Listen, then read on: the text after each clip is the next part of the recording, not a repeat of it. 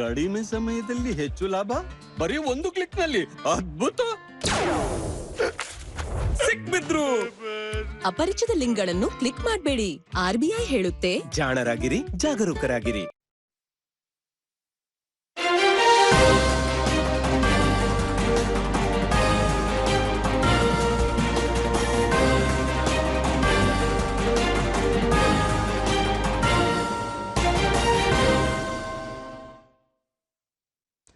ನಮಸ್ಕಾರ. ಮುಖ್ಯಾಂಶಗಳು. ಉಪರಾಷ್ಟ್ರಪತಿ ಜಗದೀಪ್ ಧನ್ಕರ್ ಇಂದು ಮಧ್ಯಪ್ರದೇಶ ಭೇಟಿ, ಕೃಷಿ ಉದ್ಯೋಗ ಸಮಾಗಮ ಕಾರ್ಯಕ್ರಮಕ್ಕೆ ಚಾಲನೆ.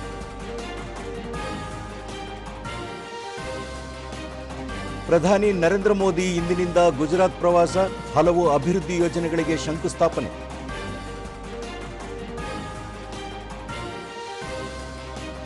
ಸುಗಮ ಕಲಾಪದ ಉದ್ದೇಶದಿಂದ ಬಿಜೆಪಿಯ 18 ಶಾಸಕರ ಅಮಾನತು ವಾಪಸ್, ಷರತ್ತು ವಿಧಿಸದೆ ಸಭೆಯಲ್ಲಿ ನಿರ್ಧಾರ, ವಿಧಾನಸಭಾಧ್ಯಕ್ಷ ಯುಟಿ ಖಾದರ್.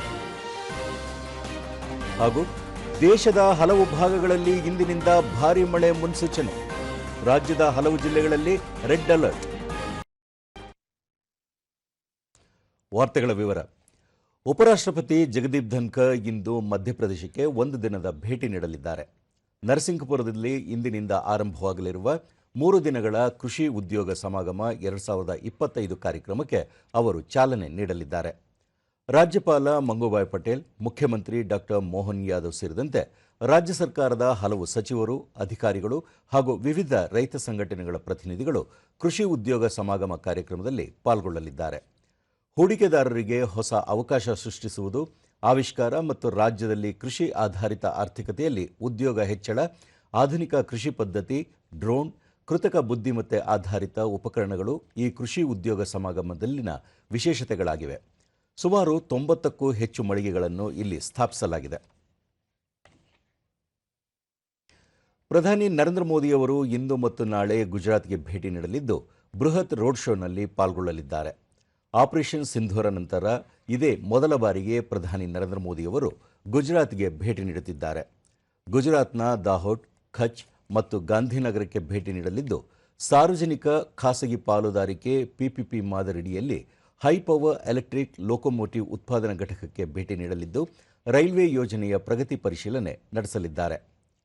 ಪ್ರಧಾನಿಯವರು ದಾಹೋಡ್ನಲ್ಲಿ ಸುಮಾರು 24,000 ಕೋಟಿ ರೂಪಾಯಿ ವೆಚ್ಚದ ಹಲವು ಅಭಿವೃದ್ಧಿ ಯೋಜನೆಗಳಿಗೆ ಶಂಕುಸ್ಥಾಪನೆ ನೆರವೇರಿಸಲಿದ್ದಾರೆ. ಅಲ್ಲದೆ ಭುಜ್ನಲ್ಲಿ 53,000 ಕೋಟಿ ರೂಪಾಯಿಗೂ ಅಧಿಕ ಮೌಲ್ಯದ ಅಭಿವೃದ್ಧಿ ಯೋಜನೆಗಳಿಗೆ ಚಾಲನೆ ನೀಡಲಿದ್ದಾರೆ. ಪ್ರಧಾನಮಂತ್ರಿ ಆವಾಸ್ ಯೋಜನೆಯಡಿ 22,000ಕ್ಕೂ ಹೆಚ್ಚು ವಸತಿ ಘಟಕಗಳನ್ನು ಸಮರ್ಪಿಸಲಿರುವ ನರೇಂದ್ರ ಮೋದಿಯವರು ಸ್ವರ್ಣಿಮ್ ಜಯಂತಿ ಮುಖ್ಯಮಂತ್ರಿ ಶಹರಿ ವಿಕಾಸ್ ಯೋಜನೆಯಡಿ ಗುಜರಾತ್ನ ನಗರ ಸ್ಥಳೀಯ ಸಂಸ್ಥೆಗಳಿಗೆ ಇದೇ ವೇಳೆ 3,300 ಕೋಟಿ ರೂಪಾಯಿ ಬಿಡುಗಡೆ ಮಾಡಲಿದ್ದಾರೆ.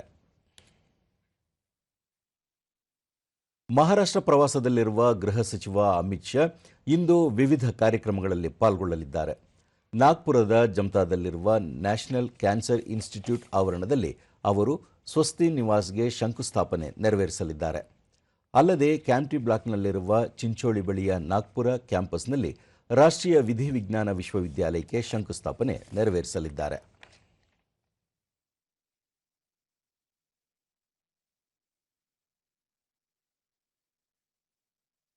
ಬ್ರೆಜಿಲ್ನಲ್ಲಿ ಇಂದಿನಿಂದ ಆರಂಭವಾಗಲಿರುವ ಬ್ರಿಕ್ಸ್ ಸಾಂಸ್ಕೃತಿಕ ಸಚಿವರ ಸಭೆಯಲ್ಲಿ ಭಾರತದ ಸಂಸ್ಕೃತಿ ಮತ್ತು ಪ್ರವಾಸೋದ್ಯಮ ಸಚಿವ ಗಜೇಂದ್ರ ಸಿಂಗ್ ಶೇಖಾವತ್ ಪಾಲ್ಗೊಳ್ಳಲಿದ್ದಾರೆ. ಭಾರತ ಸೇರಿದಂತೆ ಬ್ರೆಜಿಲ್, ರಷ್ಯಾ, ಚೈನಾ ಮತ್ತು ದಕ್ಷಿಣ ಆಫ್ರಿಕಾ ದೇಶಗಳ ಸಚಿವರು ಸಭೆಯಲ್ಲಿ ಪಾಲ್ಗೊಳ್ಳಲಿದ್ದಾರೆ. ಜಂಟಿ ಸಾಂಸ್ಕೃತಿಕ ಕಾರ್ಯಕ್ರಮಗಳು, ಸಹಭಾಗಿತ್ವ ಮತ್ತು ಬ್ರಿಕ್ಸ್ ದೇಶಗಳ ವಿಭಿನ್ನ ಪರಂಪರೆಗಳ ರಕ್ಷಣೆ ಸೇರಿದಂತೆ ವಿವಿಧ ಕ್ರಮಗಳ ಮೂಲಕ ಸಂಬಂಧ ಬಲವರ್ಧನೆಗೆ ಆದ್ಯತೆ ನೀಡುವುದು ಸಭೆಯ ಉದ್ದೇಶವಾಗಿದೆ. ಸಾಂಸ್ಕೃತಿಕ ರಾಜತಾಂತ್ರಿಕತೆ, ಪರಂಪರೆಯ ಸಂರಕ್ಷಣೆ ಮತ್ತು ಜನಸಹಭಾಗಿತ್ವದ ಕುರಿತು ದೇಶ ಹೊಂದಿರುವ ಬದ್ಧತೆಯನ್ನು ಭಾರತದ ನಿಯೋಗ ವ್ಯಕ್ತಪಡಿಸಲಿದೆ. ಬಿಜೆಪಿ ನೇತೃತ್ವದ NDA ಮೈತ್ರಿಕೂಟ ಅಧಿಕಾರದಲ್ಲಿರುವ ರಾಜ್ಯಗಳ ಮುಖ್ಯಮಂತ್ರಿಗಳು ಹಾಗೂ ಉಪಮುಖ್ಯಮಂತ್ರಿಗಳ ಸಭೆ ದೆಹಲಿಯಲ್ಲಿ ನಿನ್ನೆ ಜರುಗಿತು. ಪ್ರಧಾನಿ ನರೇಂದ್ರ ಮೋದಿ ಅಧ್ಯಕ್ಷತೆಯಲ್ಲಿ ನಡೆದ ಸಭೆಯಲ್ಲಿ ಬಿಜೆಪಿ ರಾಷ್ಟ್ರೀಯ ಅಧ್ಯಕ್ಷ JP ನಡ್ಡಾ, ಕೇಂದ್ರ ಗೃಹ ಸಚಿವ ಅಮಿತ್ ಶಾ, ರಕ್ಷಣಾ ಸಚಿವ ರಾಜನಾಥ್ ಸಿಂಗ್ ಸೇರಿದಂತೆ ಕೇಂದ್ರ ಸಚಿವ ಸಂಪುಟದ ಪ್ರಮುಖರು ಹಾಗೂ ಎನ್ಡಿಎ ಅಧಿಕಾರದಲ್ಲಿರುವ 20 ರಾಜ್ಯಗಳ ಮುಖ್ಯಮಂತ್ರಿಗಳು ಹಾಗೂ 18 ಉಪಮುಖ್ಯಮಂತ್ರಿಗಳು ಉಪಸ್ಥಿತರಿದ್ದರು. मुख्यमंत्रियों की बैठक की अध्यक्षता कर रहे हैं प्रधानमंत्री नरेंद्र मोदी. क्या कुछ अपडेट? देखिए 10 बजे के बाद ये बैठक शुरू हुई थी और थोड़ी देर के लिए ಸಭೆಯ ಕುರಿತು ಮಾಹಿತಿ ನೀಡಿದ ಕೇಂದ್ರ ಸಚಿವ ಜೆಪಿ ನಡ್ಡಾ, ವಿಕಸಿತ ಭಾರತದ ಸಂಕಲ್ಪವನ್ನು ಸಾಕಾರಗೊಳಿಸುವ ನಿಟ್ಟಿನಲ್ಲಿ ಕೈಗೊಳ್ಳಬೇಕಾದ ಕ್ರಮಗಳ ಕುರಿತು ವಿಸ್ತೃತ ಚರ್ಚೆ ನಡೆಸಲಾಯಿತು ಎಂದು ತಿಳಿಸಿದರು.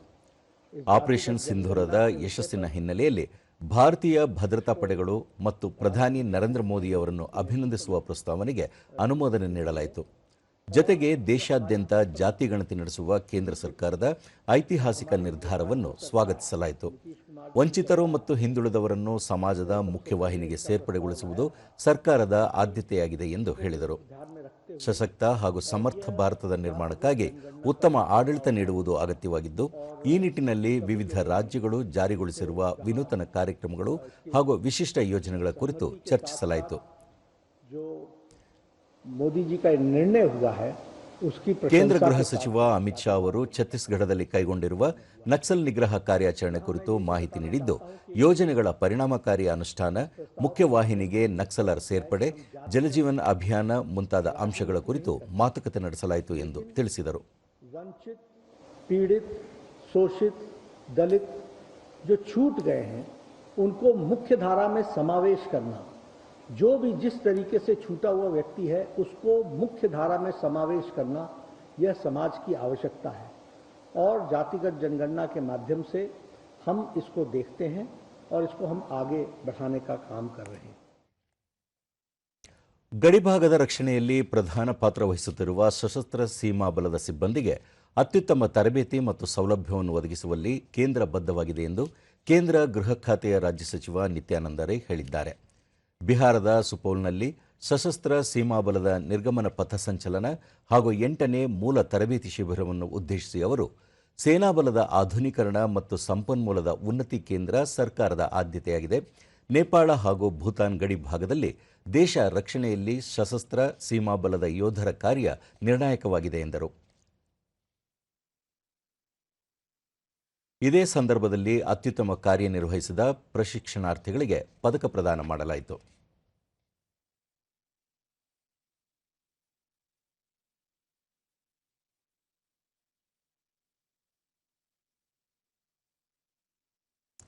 ಜಾಗತಿಕ ಆರ್ಥಿಕತೆಯಲ್ಲಿ ಭಾರತ 4ನೇ ಅತಿದೊಡ್ಡ ಶಕ್ತಿಯಾಗಿ ಹೊರಹೊಮ್ಮಿರುವುದಕ್ಕೆ ಕೇಂದ್ರ ಸರ್ಕಾರದ ದೂರದೃಷ್ಟಿಯ ನೀತಿಗಳು ಕಾರಣವಾಗಿದೆ ಎಂದು ಕೇಂದ್ರ ವಿಜ್ಞಾನ ಮತ್ತು ತಂತ್ರಜ್ಞಾನ ರಾಜ್ಯ ಸಚಿವ ಜಿತೇಂದ್ರ ಸಿಂಗ್ ಅಭಿಪ್ರಾಯಪಟ್ಟಿದ್ದಾರೆ. ಜಮ್ಮು ಕಾಶ್ಮೀರದಲ್ಲಿ ಅವರು, ಕೆಲವು ವರ್ಷಗಳ ಹಿಂದೆ ಭಾರತ ವಿಶ್ವದ ಅತಿ ದುರ್ಬಲ ಆರ್ಥಿಕತೆಯುಳ್ಳ ದೇಶಗಳಲ್ಲಿ ಒಂದಾಗಿ ಗುರುತಿಸಿಕೊಂಡಿತ್ತು. ಕಳೆದ 10 ವರ್ಷಗಳಿಂದ ಪ್ರಧಾನಿ ನರೇಂದ್ರ ಮೋದಿ ನೇತೃತ್ವದ ಕೇಂದ್ರ ಸರ್ಕಾರದ ಪ್ರಯತ್ನದ ಫಲವಾಗಿ 5ನೇ ಅತಿದೊಡ್ಡ ಆರ್ಥಿಕತೆಯಾಗಿ ಬೆಳವಣಿಗೆ ಹೊಂದಿದ್ದು, ಈಗ 4ನೇ ಸ್ಥಾನಕ್ಕೆ ಏರಿದೆ ಎಂದು ಹೇಳಿದರು. ವಿಕಸಿತ ಭಾರತಕ್ಕೆ ದೇಶದ ಎಲ್ಲ ನಾಗರಿಕರು ಕೊಡುಗೆ ನೀಡಬೇಕು ಎನ್ನುವುದು ಪ್ರಧಾನಿ ನರೇಂದ್ರ ಮೋದಿಯವರ ಆಶಯವಾಗಿದೆ. ಭಾರತದ ಪ್ರಗತಿಗೆ ಪೂರಕವಾಗುವಂತಹ ಕ್ರಮಗಳನ್ನು ಕೈಗೊಂಡ ಪರಿಣಾಮವಾಗಿ ಎಲ್ಲ ವಲಯಗಳಲ್ಲೂ ಅಪಾರ ಬೆಳವಣಿಗೆ ಉಂಟಾಗಿದೆ ಎಂದು ತಿಳಿಸಿದರು.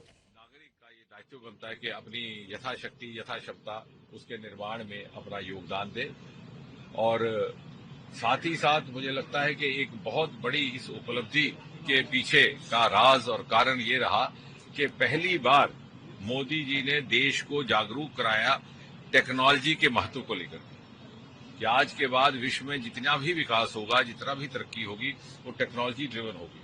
और अगर हमें अपनी भौगोलिक भूमिका बनानी है, ग्लोबल प्लेयर बनना है, तो ये हमारे लिए लाजिम है, अनिवार्य है कि हम ग्लोबल बेंचमार्क्स पर पूरे उतरे, ग्लोबल पैरामीटर्स पर पूरे उतरे और हमारी स्ट्रेटेजीज भी पूरी हो.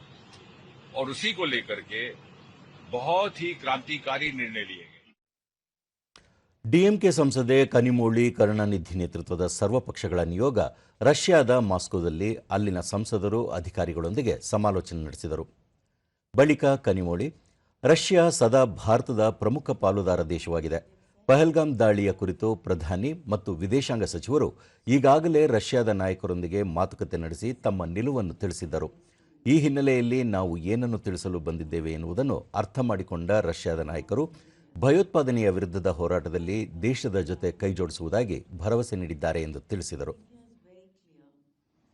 that we will not come to the table for peace talks, and when we have our peace talks, Pakistan cannot continue attacking us shrouded in terrorism and cover themselves saying that we have nothing to do with it and these are terrorist groups. ಸಂಸದ captain Brijesh Chowta ಮಾತನಾಡಿ, ಭಯೋತ್ಪಾದನೆಯು ಜಾಗತಿಕ ಸಮಸ್ಯೆಯಾಗಿದ್ದು ಅದರ ವಿರುದ್ಧದ ಭಾರತದ ಹೋರಾಟ ಸ್ಪಷ್ಟವಾಗಿದೆ. ಭಯೋತ್ಪಾದನೆ ನಿರ್ಮೂಲನೆಗೆ ಬೆಂಬಲಿಸುವಂತೆ ರಷ್ಯಾವನ್ನು ನಾವು ಕೇಳಿಕೊಂಡಿದ್ದು, ಅದಕ್ಕೆ ರಷ್ಯಾ ಸಕಾರಾತ್ಮಕವಾಗಿ ಸ್ಪಂದಿಸಿದೆ ಎಂದರು. Russia, being our old friend, our military ally, has very positively responded to our delegation's request and our delegation's message, and we are looking forward for Russia's support in this battle against terrorism. ಸ್ಲೋವೇನಿಯಾದ ರಾಜಧಾನಿ ಲುಬ್ಜಿಯಾನಾಗೆ ಭೇಟಿ ನೀಡಿದ ಕನಿಮೊಳಿ ನಿಯೋಗವನ್ನು ಅಲ್ಲಿನ ಭಾರತೀಯ ರಾಯಭಾರಿ ಅಮಿತ್ ನಾಗ್ ಬರಮಾಡಿಕೊಂಡರು.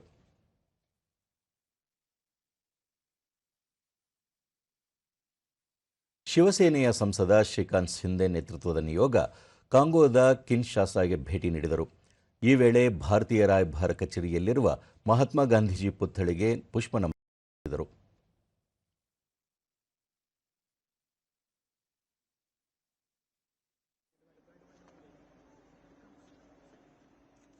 NCP SCP ಸಂಸದೆ ಸುಪ್ರಿಯಾ ಸುಳೆ ನೇತೃತ್ವದ ಸರ್ವಪಕ್ಷಗಳ ನಿಯೋಗ ದೋಹಾದ ಭಾರತೀಯ ರಾಯಭಾರಿ ಕಚೇರಿಯಲ್ಲಿರುವ ಮಹಾತ್ಮ ಗಾಂಧೀಜಿಯವರ ಪ್ರತಿಮೆಗೆ ಪುಷ್ಪನಮನ ಸಲ್ಲಿಸಿತು.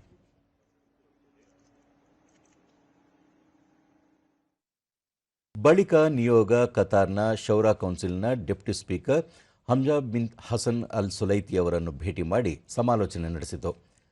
ಇದೇ ವೇಳೆ ಶೌರ ಕೌನ್ಸಿಲ್ನ ಶಾಸನ ಸಭೆಗೂ ಸುಪ್ರಿಯಾ ಸುಳೆ ನೇತೃತ್ವದ ತಂಡ ಭೇಟಿ ನೀಡಿ ಪರಿಶೀಲಿಸಿತು.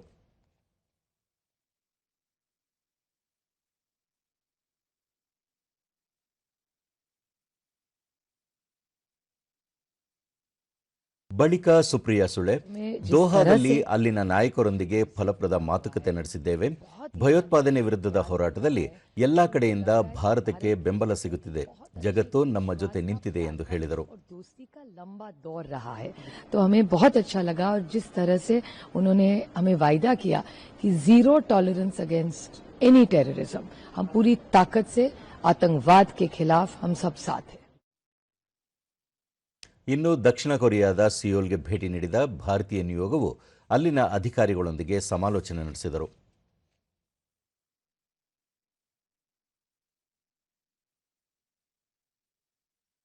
ಈ ಸಂದರ್ಭದಲ್ಲಿ ಕಾಂಗ್ರೆಸ್ ನಾಯಕ ಸಲ್ಮಾನ್ ಖುರ್ಷಿದ್ ಮಾತನಾಡಿ, ಭಾರತ ವಿಶ್ವಗುರು ಹಾಗೂ ವಿಶ್ವಮಿತ್ರನಾಗಿ ಬಯಸಿದೆ.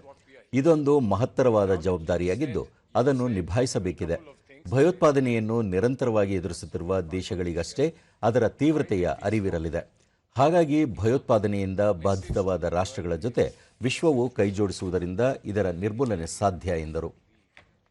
Today they see us as a country that's emerging as a top country in the world.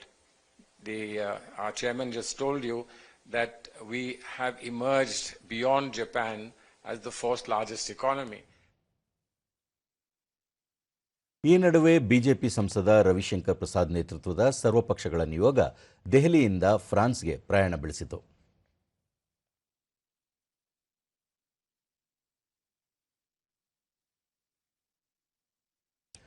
Congress ಸಂಸದ ಡಾಕ್ಟರ್ ಶಶಿ ತರೂರ್ ನೇತೃತ್ವದ ಭಾರತೀಯ ಸರ್ವಸಂಸದೀಯ ನಿಯೋಗ ನಿನ್ನೆ ಗಯಾನ ತಲುಪಿದೆ. ಭಯೋತ್ಪಾದನೆ ಕುರಿತಂತೆ ಭಾರತದ ಶೂನ್ಯ ಸಹಿಷ್ಣುತೆ ನಿಲುವು ಕುರಿತಂತೆ ಸಂದೇಶವನ್ನು ಗಯಾನಗೆ ತಲುಪಿಸುವ ಉದ್ದೇಶದೊಂದಿಗೆ ಭಾರತದ ಈ ನಿಯೋಗ ಭೇಟಿ ನೀಡಿದೆ.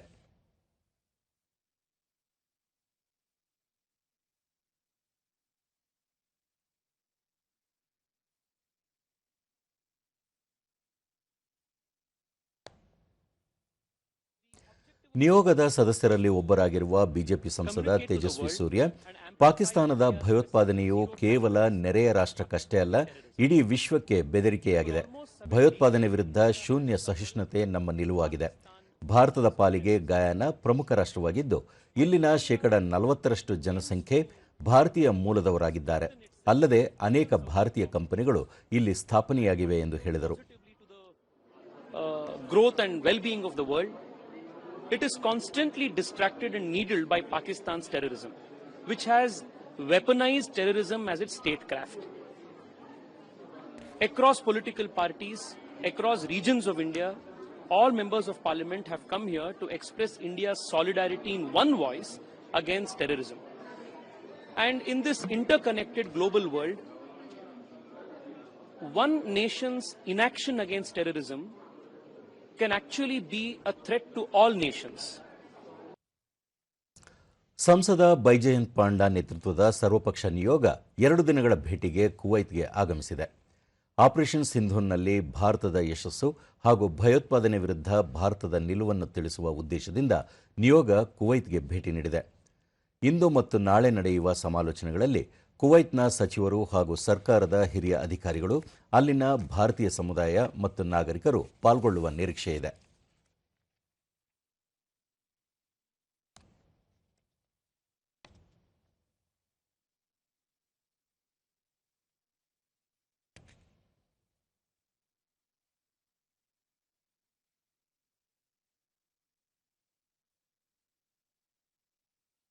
ಇತ್ತೀಚೆಗೆ ದೆಹಲಿಯಲ್ಲಿ ನಡೆದ ರೈಸಿಂಗ್ ನಾರ್ತ್ ಈಸ್ಟ್ ಶೃಂಗಸಭೆಯ ಅವಧಿಯಲ್ಲಿ ಸುಮಾರು 4,30,000 ಕೋಟಿ ಹೂಡಿಕೆ ಪ್ರಸ್ತಾವನೆಗಳು ಬಂದಿದ್ದು, ಇದು ಈಶಾನ್ಯ ರಾಜ್ಯಗಳನ್ನು ಭವಿಷ್ಯದ ಆರ್ಥಿಕ ಶಕ್ತಿ ಕೇಂದ್ರವನ್ನಾಗಿಸಲು ಸಹಕಾರಿಯಾಗಲಿದೆ ಎಂದು ಈಶಾನ್ಯ ರಾಜ್ಯಗಳ ಅಭಿವೃದ್ಧಿ ಸಚಿವ ಜ್ಯೋತಿರಾದಿತ್ಯ ಸಿಂಧ್ಯಾ ದೆಹಲಿಯಲ್ಲಿ ನಿನ್ನೆ ಹೇಳಿದ್ದಾರೆ. ಈಶಾನ್ಯ ರಾಜ್ಯಗಳ ಅಭಿವೃದ್ಧಿಗಾಗಿ ವಿವಿಧ ವಲಯಗಳಲ್ಲಿ ರಿಲಯನ್ಸ್ ಇಂಡಸ್ಟ್ರಿ, ಅದಾನಿ ಸಮೂಹ, ವೇದಾಂತ ಸೇರಿದಂತೆ ಹಲವು ಪ್ರಸಿದ್ಧ ಕಂಪನಿಗಳು ಸುಮಾರು 1,55,000 ಕೋಟಿ ರೂಪಾಯಿ ಹೂಡಿಕೆಯನ್ನು ಘೋಷಿಸಿದ್ದಾರೆ. ಉಳಿದ ಕಂಪನಿಗಳು ಕೂಡ ಹೂಡಿಕೆಯ ಆಶ್ವಾಸನೆ ನೀಡಿದ್ದಾರೆ ಎಂದು ತಿಳಿಸಿದರು. ಈ ಹೂಡಿಕೆಯಿಂದಾಗಿ ಕೃಷಿ, ಕ್ರೀಡೆ, ಪ್ರವಾಸೋದ್ಯಮ, ಮೂಲಸೌಕರ್ಯ, ಕರಕುಶಲ ಹಾಗೂ ಪಶುಸಂಗೋಪನೆ ಸೇರಿದಂತೆ ಈಶಾನ್ಯ ರಾಜ್ಯಗಳ ಸಮಗ್ರ ಅಭಿವೃದ್ಧಿಗೆ ಅನುಕೂಲವಾಗಲಿದೆ ಎಂದು ಹೇಳಿದರು.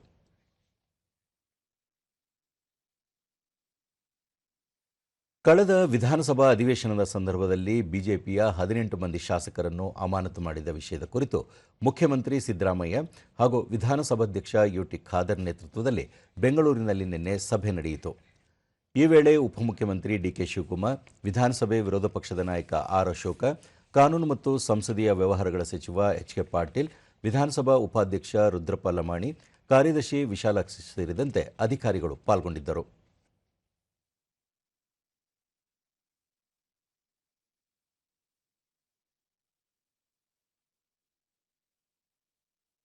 ಬಳಿಕ ಯುಟಿ ಖಾದರ್, ಸದನದಲ್ಲಿ ಸಭಾಧ್ಯಕ್ಷರ ಪೀಠಕ್ಕೆ ಅಶಿಸ್ತು ತೋರಿದ ಹಿನ್ನೆಲೆಯಲ್ಲಿ 18 ಶಾಸಕರನ್ನು ಅಮಾನತು ಮಾಡಲಾಗಿತ್ತು. ಘಟನೆಯ ಬಗ್ಗೆ ಶಾಸಕರು ವಿಷಾದ ವ್ಯಕ್ತಪಡಿಸಿದರು. ವಿರೋಧ ಪಕ್ಷದ ನಾಯಕ ಆರ್ ಅಶೋಕ ಸೇರಿದಂತೆ ಕೇಂದ್ರ ಸಚಿವರು, ರಾಜ್ಯಪಾಲರು ಅಮಾನತು ಆದೇಶ ಹಿಂಪಡೆಯುವಂತೆ ಸಲಹೆ ನೀಡಿದ್ದರು. ಇದನ್ನು ಪರಿಗಣಿಸಿ ಯಾವುದೇ ಷರತ್ತು ವಿಧಿಸದೆ ಅಮಾನತು ಆದೇಶವನ್ನು ಹಿಂಪಡೆಯಲಾಗಿದೆ. ಇನ್ನು ಮುಂದೆ ಈ ಶಾಸಕರು ಎಲ್ಲ ಸಮಿತಿ ಸಭೆಗಳಲ್ಲಿ ಭಾಗವಹಿಸಬಹುದಾಗಿದೆ. ಸುಗಮ ಕಲಾಪಕ್ಕಾಗಿ ಈ ನಿರ್ಧಾರ ಕೈಗೊಳ್ಳಲಾಗಿದೆ ಎಂದು ಹೇಳಿದರು.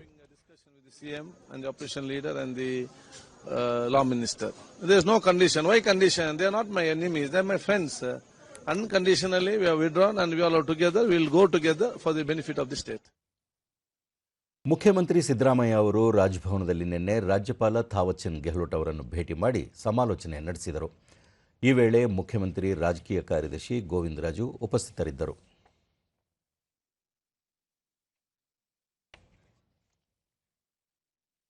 ಜಮ್ಮು ಕಾಶ್ಮೀರದ ಪಹಲ್ಗಾಮ್ನಲ್ಲಿ ಭಯೋತ್ಪಾದಕರ ದಾಳಿಯಿಂದ ಹತ್ಯೆಯಾಗಿದ್ದ ಶಿವಮೊಗ್ಗದ ಮಂಜುನಾಥ್ ಅವರ ನಿವಾಸಕ್ಕೆ ಅಸ್ಸಾಂ ಸಚಿವ ಬಿಮಲ್ ಬೋರಾ ಇಂದು ಭೇಟಿ ನೀಡಿ ಕುಟುಂಬದ ಸದಸ್ಯರಿಗೆ ಸಾಂತ್ವನ ಹೇಳಿದರು. ಇದೇ ವೇಳೆ ಅಸ್ಸಾಂ ಸರ್ಕಾರದ ವತಿಯಿಂದ ಮಂಜುನಾಥ್ ಪತ್ನಿ ಪಲ್ಲವಿ ಅವರಿಗೆ 5 ಲಕ್ಷ ರೂಪಾಯಿ ಪರಿಹಾರದ ಚೆಕ್ ವಿತರಿಸಿದರು.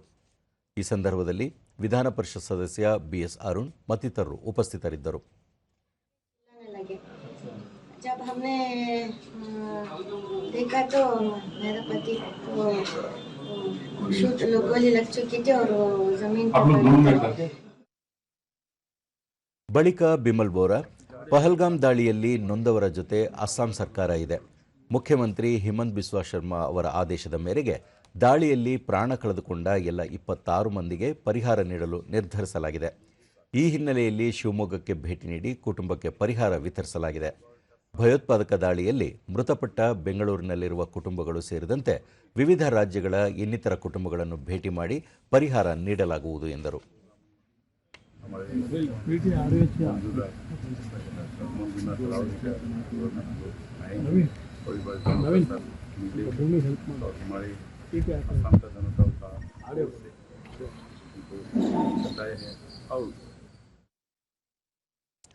ರಾಷ್ಟ್ರೀಯ ಜನತಾದಳದ ನಾಯಕ ತೇಜ್ ಪ್ರತಾಪ್ ಯಾದವ್ ಅವರನ್ನು ಪಕ್ಷದಿಂದ 6 ವರ್ಷಗಳ ಕಾಲ ಉಚ್ಚಾಟಿಸಲಾಗಿದೆ. ಆರ್ಜೆಡಿ ಮುಖ್ಯಸ್ಥ ಲಾಲು ಪ್ರಸಾದ್ ಯಾದವ್ ತಮ್ಮ ಹಿರಿಯ ಪುತ್ರನ ವಿರುದ್ಧ ಈ ಕ್ರಮ ಕೈಗೊಂಡಿದ್ದಾರೆ.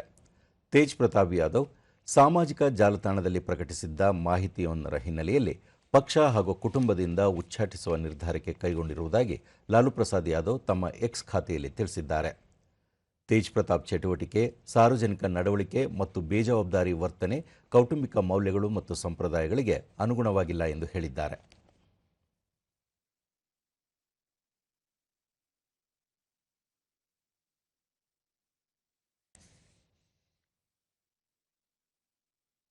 ಕೌಲಾಲಂಪುರದಲ್ಲಿ ನಡೆದ ಮಲೇಷ್ಯಾ ಮಾಸ್ಟರ್ಸ್ ಬ್ಯಾಡ್ಮಿಂಟನ್ ಟೂರ್ನಿಯಲ್ಲಿ ಭಾರತದ ಕಿಡಂಬಿ ಶ್ರೀಕಾಂತ್ ಸಿಂಗಲ್ಸ್ ವಿಭಾಗದಲ್ಲಿ ರನ್ನರ್ ಅಪ್ ಪ್ರಶಸ್ತಿಗೆ ಭಾಜನರಾಗಿದ್ದಾರೆ. ನಿನ್ನೆ ನಡೆದ ಪುರುಷರ ಸಿಂಗಲ್ಸ್ ಫೈನಲ್ಸ್ ಪಂದ್ಯದಲ್ಲಿ ಕೆ ಶ್ರೀಕಾಂತ್ 11-21, 9-21 ನೇರ ಅಂಕಗಳಿಂದ ವಿಶ್ವದ 4ನೇ ಶ್ರೇಯಾಂಕಿತ ಚೈನಾದ ಶಿ ಫೆಂಗ್ಲಿ ಎದುರು ಸೋಲನ್ನು ಅನುಭವಿಸಿದರು. 2021ರ ವಿಶ್ವ ಚಾಂಪಿಯನ್ನಲ್ಲಿ ಬೆಳ್ಳಿ ಪದಕ ಪಡೆದಿದ್ದ ಕೆ ಶ್ರೀಕಾಂತ್ ಈ ಟೂರ್ನಿಯ ಫೈನಲ್ನಲ್ಲಿ ನಿರೀಕ್ಷಿತ ಪ್ರದರ್ಶನ ನೀಡುವಲ್ಲಿ ವಿಫಲರಾಗಿ ಪ್ರಶಸ್ತಿಯಿಂದ ವಂಚಿತರಾದರು.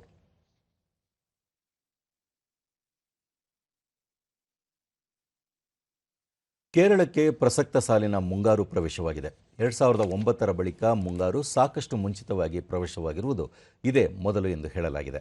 ಈ ಹಿನ್ನೆಲೆಯಲ್ಲಿ ಕರ್ನಾಟಕ, ಕೇರಳ ಸೇರಿದಂತೆ ಹಲವೆಡೆ ಭಾರೀ ಮಳೆಯಾಗುತ್ತಿದೆ. ಮುಂಗಾರು ಆರಂಭಗೊಂಡಿರುವ ಹಿನ್ನೆಲೆಯಲ್ಲಿ ರಾಜ್ಯದಲ್ಲೂ ಮಳೆ ಬಿರುಸು ಪಡೆಯಲಿದೆ. ಅಲ್ಲದೆ 4 ದಿನ ಭಾರೀ ಮಳೆಯಾಗುವ ಸಾಧ್ಯತೆಗಳಿವೆ ಎಂದು ಹವಾಮಾನ ಇಲಾಖೆ ಮುನ್ಸೂಚನೆ ನೀಡಿದೆ. ಉತ್ತರ ಕನ್ನಡ, ಉಡುಪಿ, ದಕ್ಷಿಣ ಕನ್ನಡ, ಚಿಕ್ಕಮಗಳೂರು, ಕೊಡಗು, ಮೈಸೂರು ಹಾಗೂ ಚಾಮರಾಜನಗರ ಜಿಲ್ಲೆಗಳಿಗೆ ರೆಡ್ ಅಲರ್ಟ್ ಘೋಷಿಸಲಾಗಿದೆ. ಈ ಜಿಲ್ಲೆಗಳಲ್ಲಿ ಗುಡುಗು ಸಹಿತ ಭಾರೀ ಮಳೆಯಾಗುತ್ತಿದೆ. ಅಲ್ಲದೆ ಬೆಳಗಾವಿ, ಧಾರವಾಡ, ಹಾಸನ ಹಾಗೂ ಮಂಡ್ಯ ಜಿಲ್ಲೆಗಳಿಗೆ ಆರೆಂಜ್ ಅಲರ್ಟ್ ನೀಡಲಾಗಿದೆ. ಬೀದರ್, ಕಲಬುರಗಿ, ವಿಜಯಪುರ, ಗದಗ, ಹಾವೇರಿ, ಶಿವಮೊಗ್ಗ ಮತ್ತು ರಾಮನಗರ ಜಿಲ್ಲೆಗಳಿಗೆ ಯೆಲ್ಲೋ ಅಲರ್ಟ್ ಘೋಷಿಸಲಾಗಿದೆ. ಕರಾವಳಿ ಜಿಲ್ಲೆಗಳಲ್ಲಿ ಕೆಲವೆಡೆ 30ರಿಂದ 40 ಕಿಲೋಮೀಟರ್ ವೇಗದಲ್ಲಿ ಹಾಗೂ ಉತ್ತರ ಮತ್ತು ದಕ್ಷಿಣ ಒಳನಾಡಿನ ಜಿಲ್ಲೆಗಳಲ್ಲಿ 40ರಿಂದ 50 ಕಿಲೋಮೀಟರ್ ವೇಗದಲ್ಲಿ ಗಾಳಿ ಬೀಸುವ ಸಾಧ್ಯತೆ ಇದೆ. ಕೊಂಕಣ, ಗೋವಾ, ಕರ್ನಾಟಕದ ಕರಾವಳಿ ಮತ್ತು ಪೂರ್ವ ಮಧ್ಯ ಅರಬ್ಬಿ ಸಮುದ್ರದ ಕೆಲ ಭಾಗಗಳಲ್ಲಿ ಗಂಟೆಗೆ 65 ಕಿಲೋಮೀಟರ್ವರೆಗೂ ಗಾಳಿ ಬೀಸುವ ಸಾಧ್ಯತೆಗಳಿವೆ. ರಾಜ್ಯದ ಕರಾವಳಿ ಪ್ರದೇಶದಲ್ಲಿ ಭಾರೀ ಮಳೆಯಾಗುತ್ತಿದ್ದು, ಮಂಗಳೂರು, ಪಣಂಬೂರು ಹಾಗೂ ಕಾರವಾರದಲ್ಲಿ ನಿನ್ನೆ ಅತಿ ಹೆಚ್ಚು ಮಳೆ ದಾಖಲಾಗಿದೆ. ದಕ್ಷಿಣ ಕನ್ನಡ ಜಿಲ್ಲೆಯಾದ್ಯಂತ ರೆಡ್ ಅಲರ್ಟ್ ಘೋಷಿಸಲಾಗಿದೆ. ಉತ್ತರ ಕನ್ನಡ ಜಿಲ್ಲೆಯಲ್ಲಿ ಮೀನುಗಾರರಿಗೆ ಸಮುದ್ರಕ್ಕೆ ಇಳಿಯದಂತೆ ಜಿಲ್ಲಾಡಳಿತ ಸೂಚನೆ ನೀಡಿದೆ. ಅಲ್ಲದೆ ನಾಗರಿಕರ ಅನುಕೂಲಕ್ಕಾಗಿ ಸಹಾಯವಾಣಿಯನ್ನು ತೆರೆಯಲಾಗಿದೆ.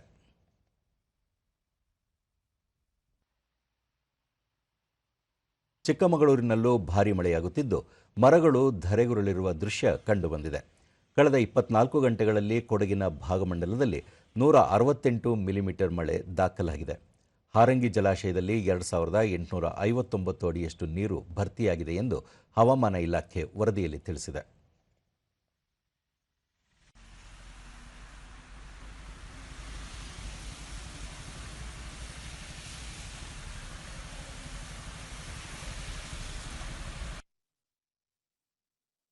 ಈಗ ಇಂದಿನ ಪತ್ರಿಕೆಗಳ ಇಣುಕುನೋಟ. ಜಾಗತಿಕ ಹೋರಾಟಕ್ಕೆ ಸಿಂಧೂರ ಹೊಸ ಭರವಸೆ, ಮನ್ ಕಿ ಬಾತ್ನಲ್ಲಿ ಪ್ರಧಾನಿ ಮೋದಿ ಮಾತು, ಭಯೋತ್ಪಾದನೆ ನಿರ್ಮೂಲನೆ ವಿಷಯ ಪ್ರಸ್ತಾಪ. ಬಿಜೆಪಿಯ 18 ಶಾಸಕರ ಅಮಾನತು ರದ್ದು, ಸ್ಪೀಕರ್ ಅಧ್ಯಕ್ಷತೆಯಲ್ಲಿ ನಡೆದ ಸಭೆಯಲ್ಲಿ ನಿರ್ಣಯ, ಸಿಎಂ, ವಿಪಕ್ಷ ನಾಯಕ ಉಪಸ್ಥಿತಿ. 4ನೇ ಬೃಹತ್ ಆರ್ಥಿಕತೆ, ದೇಶದ ಶ್ರೀಮಂತಿಕೆಯಲ್ಲಿ ಜಪಾನ್ ಹಿಂದಿಕ್ಕಿದ ಭಾರತ ಇನ್ನು 2.5 ವರ್ಷದಲ್ಲಿ 3ನೇ ಸ್ಥಾನಕ್ಕೆ ಜಿಗಿತ ಸಾಧ್ಯತೆ. ಮುಂಗಾರು ವರುಣಾರ್ಭಟ, 2ನೇ ದಿನವೇ ರಾಜ್ಯಾದ್ಯಂತ ವ್ಯಾಪಿಸಿದ ಮಾನ್ಸೂನ್, ಹಲವೆಡೆ ಮಳೆ, ನೆರೆ ಅವಾಂತರ. Malaysia masters super badminton, Srikanth runner up. ಇವು ಇಂದಿನ ಪತ್ರಿಕೆಗಳ ಪ್ರಮುಖ ಸುದ್ದಿ. ಉಳಿದಂತೆ ಉತ್ತಮ ಆಡಳಿತಕ್ಕೆ ಪ್ರಧಾನಿ ಸಲಹೆ, ಎನ್ಡಿಎ ಸಿಎಂಗಳ ಜೊತೆ ಸಭೆ, ಜಾತಿ ಗಣತಿಯಿಂದ ಹಿಂದುಳಿದವರಿಗೆ ನೆರವು. ವಿಪತ್ತು ಜಾಗೃತಿ ತರಬೇತಿ ಅಗತ್ಯ, ಗವರ್ನರ್. ವಿಶ್ವ ವಿಪತ್ತು ನಿರ್ವಹಣಾ ಸಮ್ಮೇಳನದಲ್ಲಿ ಥಾವರ್ ಚಂದ್ ಗೆಹ್ಲೋಟ್ ಸಲಹೆ. ಶಕ್ತಿಸೌಧ ಸಾರ್ವಜನಿಕ ವೀಕ್ಷಣೆಗೆ ಮುಕ್ತ, ಪಾರದರ್ಶಕತೆ, ಪರಂಪರೆ, ನಾಗರಿಕ ಹೆಮ್ಮೆಯ ಕಾರ್ಯಕ್ರಮ, ಸಚಿವ ಎಚ್.ಕೆ. ಪಾಟೀಲ್. ಕೋವಿಡ್ ಟೆಸ್ಟಿಂಗ್ ಶುರು, ರಾಜ್ಯದಲ್ಲಿ 47ಕ್ಕೇರಿದ ಸೋಂಕು, ಪೀಡಿತರ ಸಂಖ್ಯೆ. ಐಪಿಎಲ್ ಕ್ರಿಕೆಟ್, ಪಂಜಾಬ್ ಮುಂಬೈ ಹೋರಾಟ ಇಂದು, ಮೊದಲೆರಡು ಸ್ಥಾನಗಳ ಮೇಲೆ ಹೆಚ್ಚಿದ ಕುತೂಹಲ. ಬೆಂಗಳೂರು ಪ್ರಾದೇಶಿಕ ಸುದ್ದಿ ವಿಭಾಗಕ್ಕೆ ಕರ್ನಾಟಕದ ವಿವಿಧ ಜಿಲ್ಲೆಗಳಲ್ಲಿ ಸ್ಟ್ರಿಂಜರ್ ಆಗಿ ಕಾರ್ಯನಿರ್ವಹಿಸಲು ಅರ್ಹ ಅಭ್ಯರ್ಥಿಗಳಿಂದ ಅರ್ಜಿ ಆಹ್ವಾನಿಸಲಾಗಿದೆ. ಅರ್ಜಿ ಸಲ್ಲಿಸಲು ದಿನಾಂಕವನ್ನು ವಿಸ್ತರಿಸಲಾಗಿದ್ದು ಜೂನ್ 6ರವರೆಗೆ ಅವಕಾಶ ಕಲ್ಪಿಸಲಾಗಿದೆ. ವಿವರಗಳು ಇಂತಿವೆ. ಬೆಂಗಳೂರು ಪ್ರಾದೇಶಿಕ ಸುದ್ದಿ ವಿಭಾಗದಲ್ಲಿ ಸ್ಟ್ರಿಂಜರ್ ಹುದ್ದೆಯಲ್ಲಿ ಕಾರ್ಯನಿರ್ವಹಿಸಲು ಅರ್ಜಿ ಆಹ್ವಾನಿಸಲಾಗಿದ್ದು, ಅರ್ಜಿ ಸಲ್ಲಿಸಲು ಜೂನ್ 6ರವರೆಗೆ ದಿನಾಂಕವನ್ನು ವಿಸ್ತರಿಸಲಾಗಿದೆ. ಜಿಲ್ಲೆಗಳಲ್ಲಿ ಪ್ರಸ್ತುತ ಕಾರ್ಯನಿರ್ವಹಿಸುತ್ತಿರುವ ಹಾಗೂ ಇಚ್ಛೆಯುಳ್ಳ ಅರ್ಹ ಅಭ್ಯರ್ಥಿಗಳು ಅರ್ಜಿ ಸಲ್ಲಿಸಬಹುದಾಗಿದೆ. ಯಾದಗಿರಿ ಹಾಗೂ ಗದಗ ಜಿಲ್ಲೆ ಹೊರತುಪಡಿಸಿ ಎಲ್ಲಾ ಜಿಲ್ಲೆಗಳಲ್ಲೂ ಅರ್ಹ ಅಭ್ಯರ್ಥಿಗಳಿಂದ ಅರ್ಜಿ ಆಹ್ವಾನಿಸಲಾಗಿದೆ.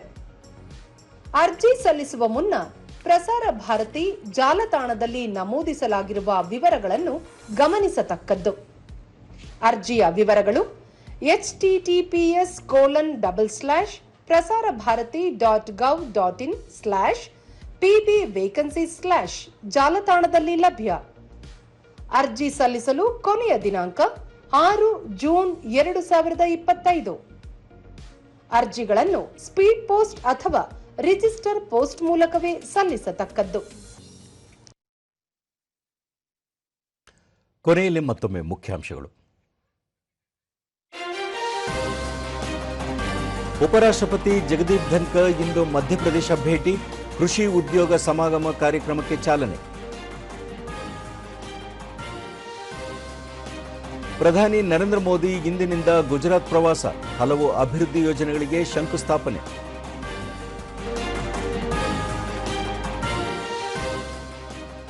ಸುಗಮ ಕಲಾಪದ ಉದ್ದೇಶದಿಂದ ಬಿಜೆಪಿಯ 18 ಶಾಸಕರ ಅಮಾನತು ವಾಪಸ್, ಷರತ್ತು ವಿಧಿಸದೆ ಸಭೆಯಲ್ಲಿ ನಿರ್ಧಾರ, ವಿಧಾನಸಭಾಧ್ಯಕ್ಷ ಯುಟಿ ಖಾದರ್.